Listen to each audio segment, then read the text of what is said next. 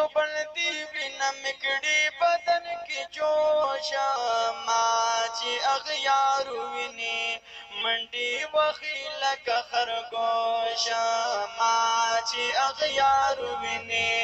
منډي وخی لکه خرګوش ویم دیوبندی وینم کړي بدن کې جوش ما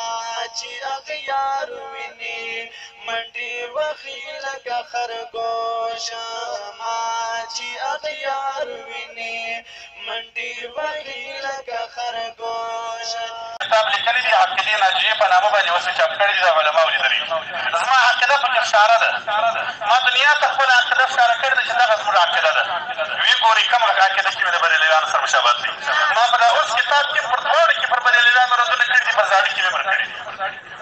وایي دا بریلوی دي او دا فلانکۍ دي ځان نشي ښکاره کولی موږ د امام ابو حنیفه رحمه الله مذهبیان یو قسم دی که چا په موږ پسې یوه روپۍ یا یوه خبره یا یو کار د بریلیانو په ثبوت ورسوئ په هغه ورځ باندې به زموږ ژبې را پرې کوئ زه دوی ټول ته اختیار در کوم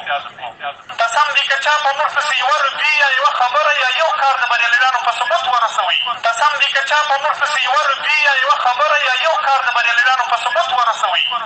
په هغه ورځ باندې به زموږ ژبې را پرې کوئ زه دوی ټول ته اختیار در کوم که چا یو کار په موږ پسې د بریلیانو په ثبوت ورسوئ که چا یو کار په موږ پسې د بریلیانو په ثبوت ورسوئ ته فرمایي اول ما خلق الله نور نبیک یا جابر دلیل د دې دی چې د الله د پیغمبر صلی الله علیه وسلم د نورانیت په هغه کې محسوس و حسي نور و زما خپل تحقیق ماته دا وایي چې د الله پیغمبر صلی الله علیه وسلم معنوي نور هم و چې هدایت دی خو حسي نور هم و رسول الله صلی الله علیه وسلم د نورانیت په سترګو معلومېدی د الله د پیغمبر صلی الله علیه وسلم نور حسي و که رسول الله صلی الله علیه وسلم کې ظاهري حسي نور نه وي دا رڼا د کومې خوا جوړېږي دا خو زه اوس بار بار وایم هم لبیک یا رسول الله په دې سړي کافر کوي چې ولې لبیک وویل دا خو زه اوس بار بار وایم هم لبیک یا رسول د پل نښان چې ګوره د رسول الله صلی الله علیه وسلم د چوټې د پل نښان چې دا زموږ خلک یې راځړي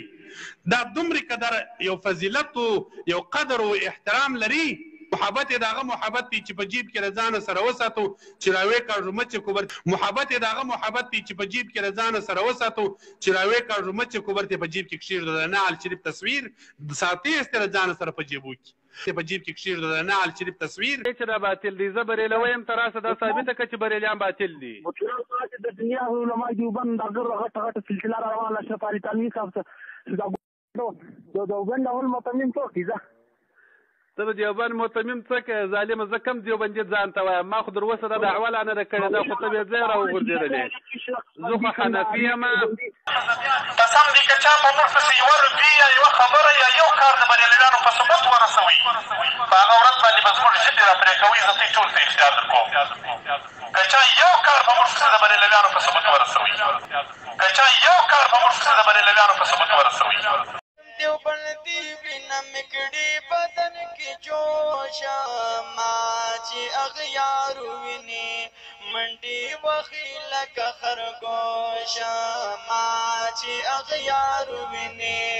منډي وخی لکه خرګوش